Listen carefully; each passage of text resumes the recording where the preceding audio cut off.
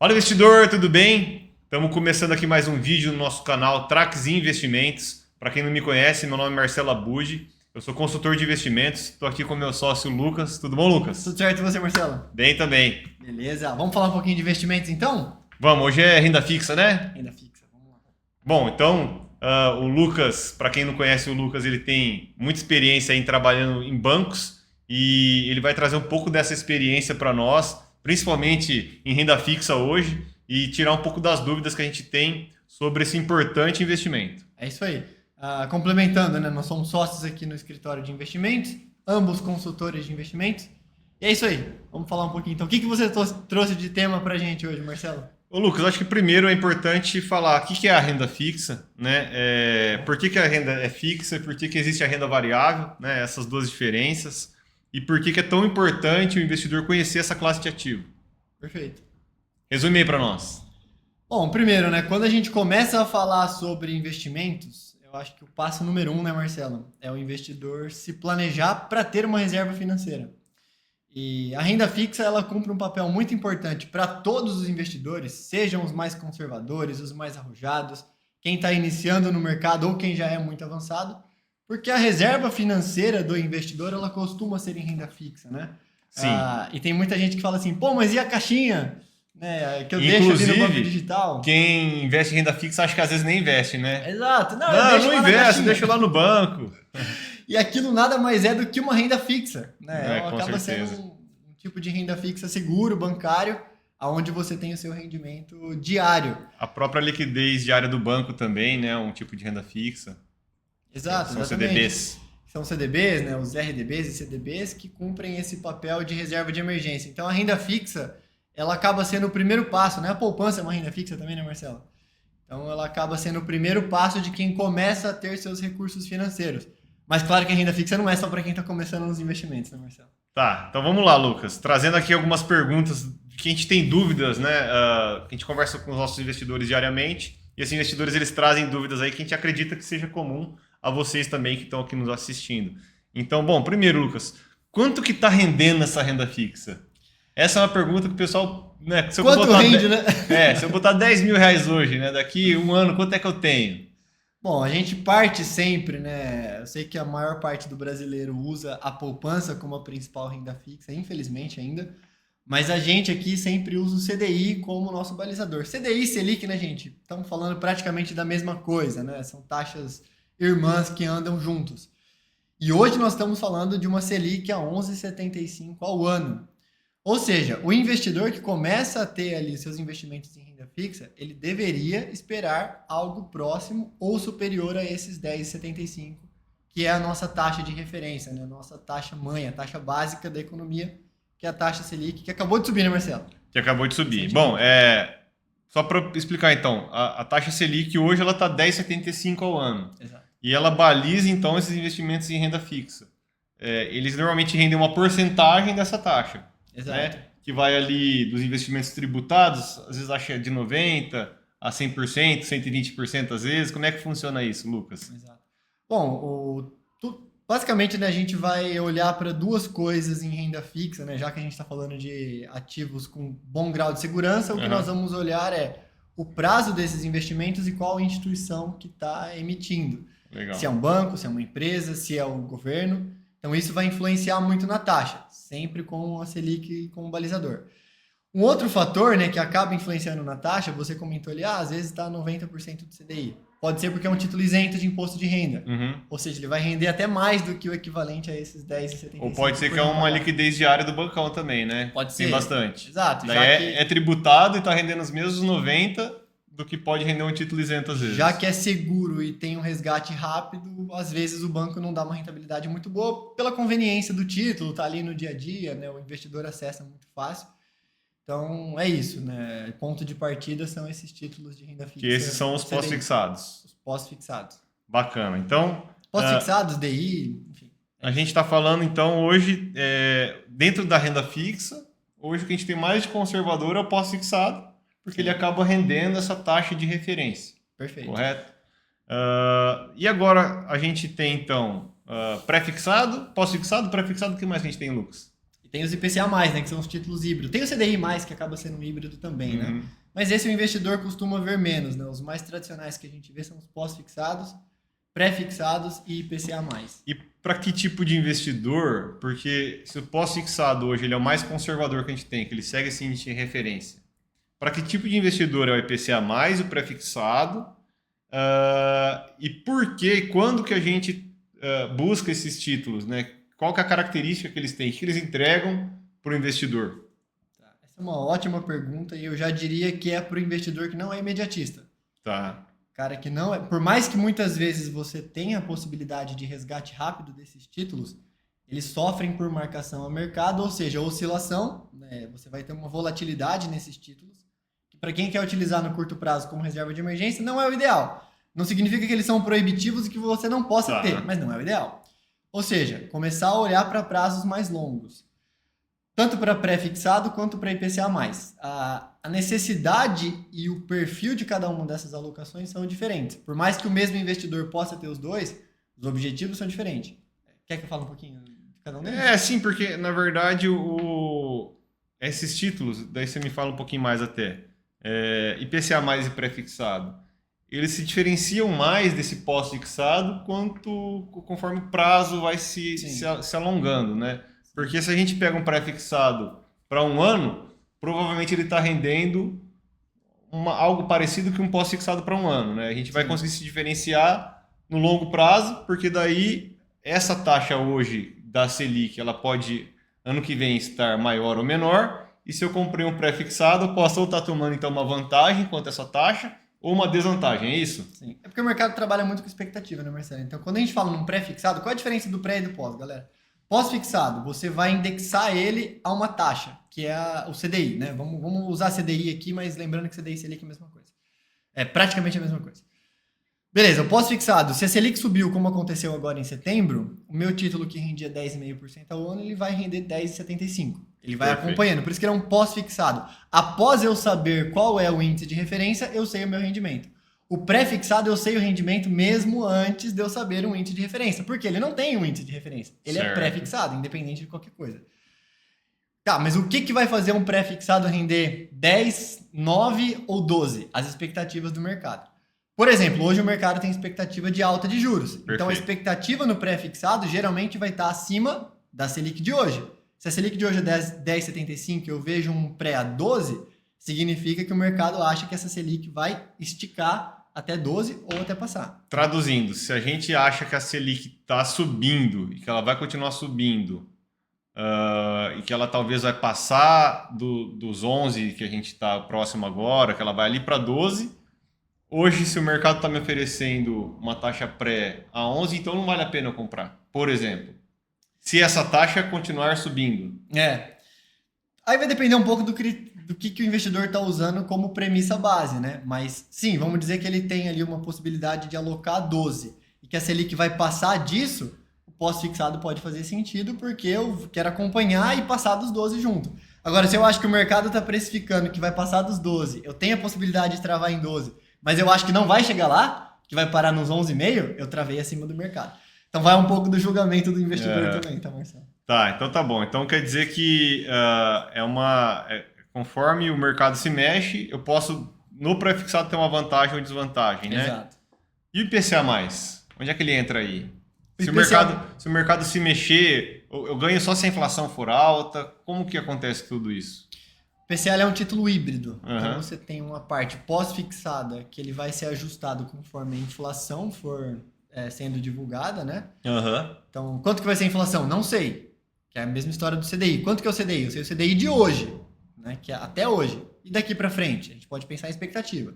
Então, após saber o IPCA, eu sei essa parte da conta, da equação, que é o IPCA+. Esse mais, ele é uma taxa que é baseada na expectativa do mercado. Ou seja, se eu tenho ali uma expectativa de taxa de juros, vamos falar em 12 de novo, porque eu já citei esse número para não jogar muito número na cabeça. Uma expectativa de 12% de juros e de 6% de inflação, eu deveria ter um título IPCA mais de IPCA mais 6. Certo. Que é 6 de inflação, 6 de juros. Ele se complementa, tá? Se o mercado for linear, né? Se o mercado for linear, lógico. É tudo mais constante, né? Como o economista gosta de falar, e nada é constante, então as coisas mudam. Mas sim, então você tem esse componente ali. Quando que é interessante? Quando eu acho que a diferença desses juros ela vai ser menor, então eu travo ela grande. Por exemplo, eu quero IPCA mais 6, e eu acho que os juros não vai ser 12, vai ser 11, vai ser 10, eu travei um juro real, que é o juro acima da inflação, acima da expectativa. Ou quando eu acho que a inflação não vai ser esse 6, vai ser 7, vai ser 8, porque daí eu tô colocando uma taxa de rentabilidade acima da inflação, que o mercado hoje colocaria na conta 6, mas ela vai ser 7, vai ser 8, então esse título, então, ele te entrega um retorno acima da inflação. É isso. Que é o que o mercado chama de retorno real. Se a inflação for 1, você vai ter lá no final 7 ao ano, se a inflação for 10, você vai ter 16. Certo. Isso simplificando muito a conta, que a gente sabe que não é... Que esse, então, IPCA mais alguma coisa, tá o famoso juro real do mercado, né? Quando as pessoas ouvem falar de juro real. Bacana, cara. Ó, acho que, então, a gente tem alguns pontos aqui que são interessantes. Hoje a gente tem o pós-fixado, que segue a Selic. Então, se a Selic subir, meu rendimento ele sobe também, né? A gente tem o pré-fixado, que ele te traz uma previsibilidade quando você vai ganhar. Não importa quanto a Selic vai estar. Uma previsibilidade em reais, né, Marcelo? Coloquei lá 100 mil, eu sei que se eu contratei 12%, é 12 mil, independente do que aconteça com o resto a taxa Selic. Às vezes você pode ter uma vantagem quanto a Selic, ou às vezes uma desvantagem, né? E o IPCA+, é esse título que ele vai te garantir um retorno real. Sim. Né? Você não sabe quanto vai ser a inflação, você não sabe também quanto está a Selic, mas você sabe que você contratou 6%, por exemplo, acima da inflação. É Sim. isso. É isso, exatamente. Ele acaba te dando uma proteção do seu poder de compra ao longo do tempo. Lembrando, né? Acho que assim, o pessoal tá assistindo a gente no nosso bate-papo aqui pra gente não esquecer de avisar o investidor de algumas coisas.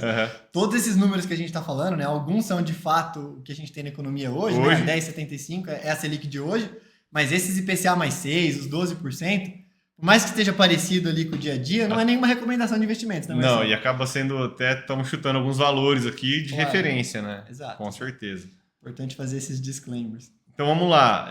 Lucas, renda fixa, então. A gente só falou de se proteger, né? De acompanhar o índice de referência, de se proteger da inflação, ou de saber o quanto que vai ser o seu retorno numa taxa pré-fixada. Então quer dizer que renda fixa é só para conservador, Lucas? Conta para mim. Não, de forma alguma, porque assim, quando a gente tem títulos de mais longo prazo, a marcação a mercado desses títulos, ou seja, o tanto que você pode ter de oscilação no meio do caminho, ela vai ser maior conforme o vencimento é maior. Vamos tentar explicar isso de maneira mais didática para o investidor que nunca ouviu falar sobre a marcação a mercado.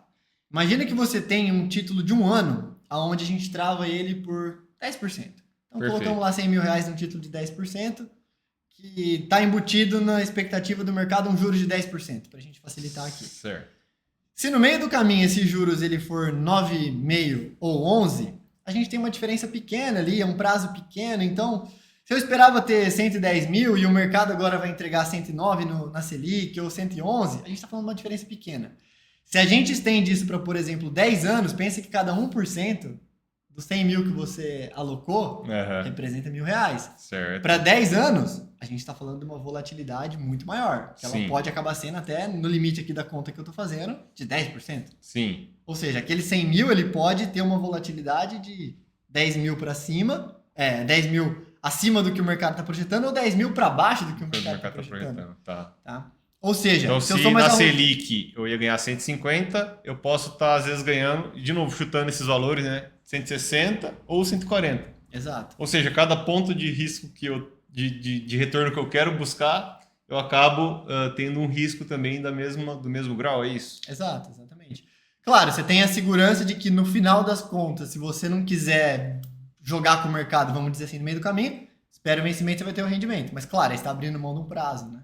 Se você está querendo acertar o timing de mercado de curto prazo e vai precisar daquele recurso, por exemplo, é um risco maior. Mas claro que pode ser uma oportunidade que aparece também. O investidor tem que saber olhar isso com muito detalhe e eu diria que jamais apostar todas as suas fichas nesse pré-fixado, por mais que ele pode ser muito vantajoso em alguns momentos. Vamos falar de portfólio inteiro? A gente está falando de oportunidades, né? Pontual, investi um dinheiro na Selic, investi um dinheiro no IPCA+, fiz um título pré-fixado que agora a Selic vai se mexer para cima ou para baixo, eu vou ter uma vantagem ou uma desvantagem quanto a essa Selic.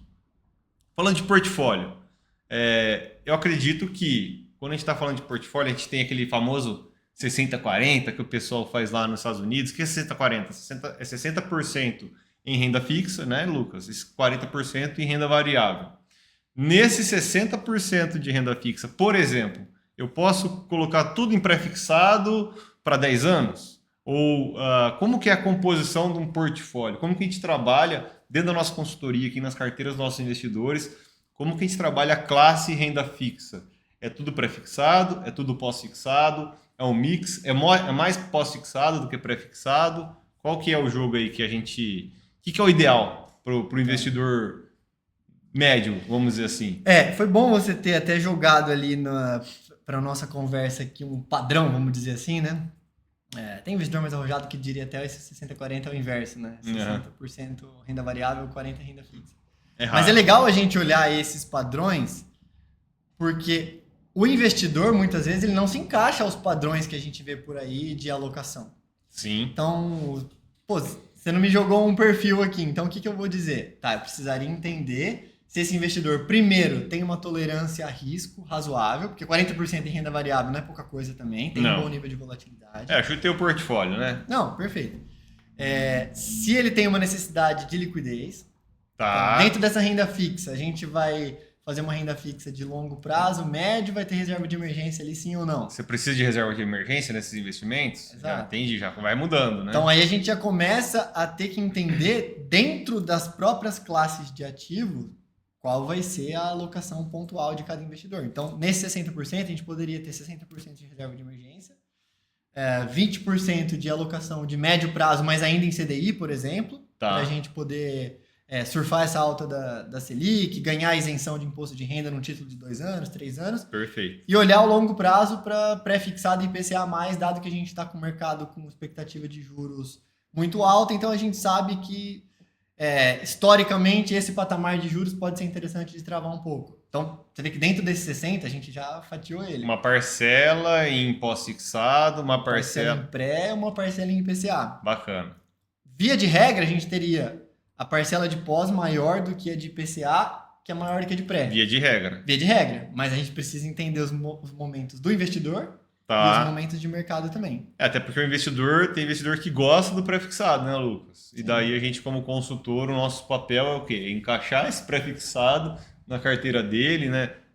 Fazer ele entender também que ele precisa de uma parcela pós-fixada, que é saudável. Sim. E que esse mix, enfim, que existe até momentos para a gente, como você disse, que são vantajosos a gente buscar o pré-fixado, em momentos que é melhor a gente ficar de fora, né?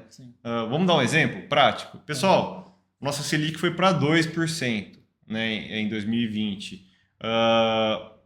Os juros pré-fixados foram ali para casa dos 6,7%, né? Então, era interessante a gente comprar títulos muito longos, pré-fixados para 6-7% ao ano? Eu acredito que não, né? Porque você já falou que hoje já está mais de 10%. Então, a gente estaria travando o nosso patrimônio, a rentabilidade do nosso patrimônio, muito abaixo do que o mercado está pagando hoje. Sim. Então, você vê, eu não posso estar só exposto a essa classe. Mas tem alguns momentos... momentos... Por 1 ano poderia ter sido interessante. Por 5, ele já estaria perdendo, deixando dinheiro na mesa. E quem travou há um ano atrás, Lucas? Quem travou 1 ano atrás já tinha taxas interessantes de mercado. A gente precisaria ver no detalhe qual foi essa taxa. Mas... como a gente estava falando de uma Selic ali a 3,75, tudo vai depender de qual é a expectativa do momento da alocação, né? Selic é 3,75, expectativa de queda para 9, como a gente chegou a ver, você poderia pegar um pré a 11. A 3,75, achando que a Selic ainda ia se manter alta por um tempo, você poderia pegar um pré a 13, 14, 15. Então, teria que ver qual foi o momento da alocação. Mas, via de regra, quando você trava um patamar de juros mais alto, geralmente você trava retornos mais interessantes. Deixa eu dar um exemplo aqui, Marcelo, enquanto você estava falando. Tá. Bom, a gente vai bater nesse papo e vai surgindo coisa na cabeça. Um exemplo prático. Imagina alguém que tem uma dívida a 9%, 10%. E ele quer ter uma rentabilidade na carteira travada acima dessa dívida dele. É uma boa ideia ele pegar um pré-fixado a 12, 13. Então, para dar um exemplo assim, real, né? Porque, por exemplo... Quando a gente colocaria um pré-fixado em quase a carteira inteira da pessoa. Pode ser, porque o cara vai estar ganhando acima da dívida dele 2, 3%, faz sentido. Ele vai- Mas é uma arriscado garantia. mas para ele especificamente faz sentido. Então é esse olhar individual ali das Bacana. finanças do investidor, sabe? Bacana demais. Lucas, eu acho que tá ficando muito extenso já o nosso bate-papo, até para quem está nos acompanhando aí. A ideia é a gente fazer esse papo de renda fixa, ele vai ser uma série, né? Então, hoje é uma introdução, a gente precisa falar ainda de crédito privado, de rating, né? De capacidade de pagar, diversificação de carteira. Então, hoje a gente falou um pouco de tudo, né? Dos tipos de renda fixa que existem, principalmente do tipo, né, de rentabilidade que eles entregam, então o pós-fixado, o pré-fixado IPCA+, um pouquinho, fomos até além, né, no bate-papo, um pouquinho mais complexo, falando de momentos de mercado, quando que vale a pena comprar um pré-fixado ou não. Mas esse bate-papo aqui é para trazer, nesse âmbito da conversa, como que vocês vão investir em renda fixa na prática, como que a gente aplica também a renda fixa na prática aqui na carteira dos nossos investidores de uma forma profissional. Beleza, Perfeito. Lucas? Obrigado pelo bate-papo, viu? Valeu, galera. Espero que vocês tenham gostado. Siga as nossas redes sociais aqui. Deixa o joinha também. Isso aí. Não esquece de dar o like, de compartilhar. Um abraço, pessoal. Otimista seus investimentos.